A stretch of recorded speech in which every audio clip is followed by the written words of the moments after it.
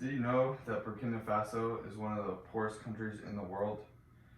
I chose to research Burkina Faso because I've heard that the living conditions over there are brutal. When I look into a topic like this, it makes me appreciate every little thing that I have. And as you know, my friend Taylor went over there for a mission trip and told us all about his time sharing the gospel and how brutal and hard it was for them to live over there. So first I'm going to tell you about Burkina Faso, then I'm going to tell you about their culture, and then I'll tell you how the lives of theirs differs from our lives today as Americans. So let me begin on some background information. So Faso is located in Western Africa, and according to the Culturegram's 2020 ProQuest online edition in the article entitled Burkina Faso under the flag section, states that the flag has two stripes, one red, one green, with a yellow star in the center. The red represents sacrifice, the yellow symbolizes mineral wealth, and the green represents hope. So they are a society that relies on farming and livestock, and the geography of their land is a savanna. So a savanna is perfect for them to farm and grow crops, have livestock, and all that. Over half of their population is Muslim, while the rest are either non-religious or Roman Catholic. So most of the Muslims, each and every day, they rely on their Muslim gods and ask them for help to live a better life, just because of how hard their living conditions are over there. The total population is 19,742,715 people. This is all according to Culturegrams. There's a growth rate of 2.8% and an urban population of 29%. So now I told you a little bit about Burkina, let's dive into their culture.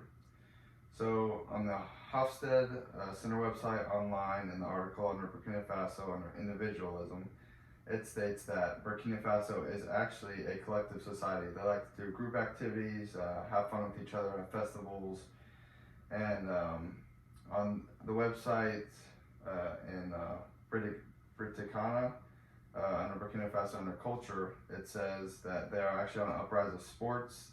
They love wrestling. They actually have their own league, and they have also been starting to play soccer and are also competing with other countries as well for that. They also have a tradition. It's called Folkloric, and it's a tradition that reflects the country's diversity that they have. And then, so this is a fun fact for Americana. Only 1/4 of the people that are 15 and older are literate, and like due to their extremely being poor society, like they just like can't provide the education for everybody. They have a life expectancy of 60 years just because of all the deadly diseases they have, like malaria, leprosy, yellow fever, and just many, many more. So now that I've talked to you about their culture, let's see how their culture differences from ours in our daily lives.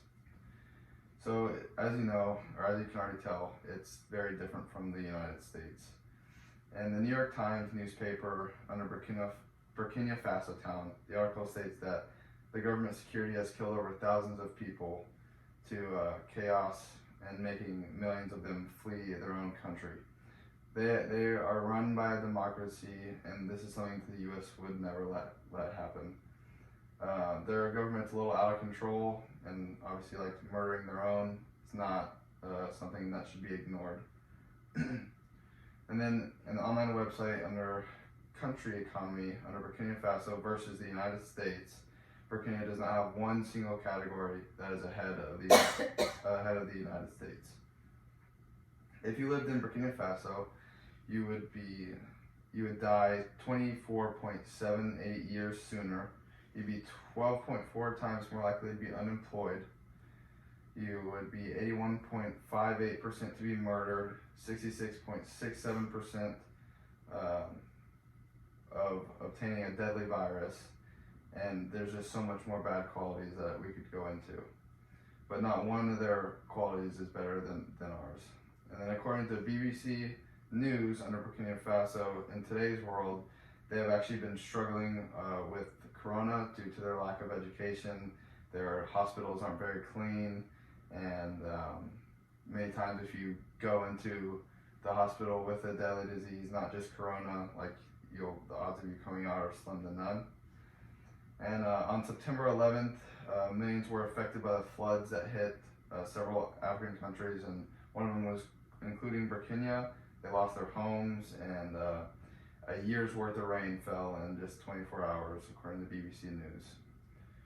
So now that I've told you about Burkina Faso, let's move on to some key points. So first I told you about Burkina Faso, and I told you about their culture, and I told you how it differs from our lives.